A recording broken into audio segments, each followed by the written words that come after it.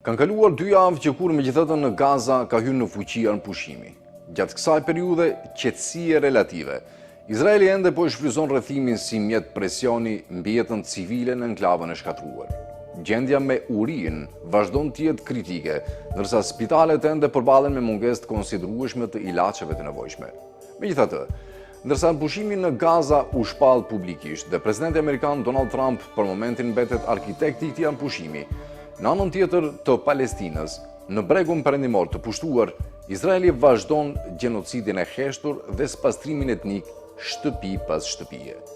Mijëra palestinez janë vrarë nga ushtria dhe kolonët izraelit që nga tetori i vitit 2023, ndërsa politika e aneksimit të territoreve është intensifikuar për të mos i lënë tokë pra një shteti të mundshëm palestinez, për mos ekzistencën e cilit janë betuar lidershipi izraelit, madje edhe pas marrëveshjes së anëpushimit në Gaza.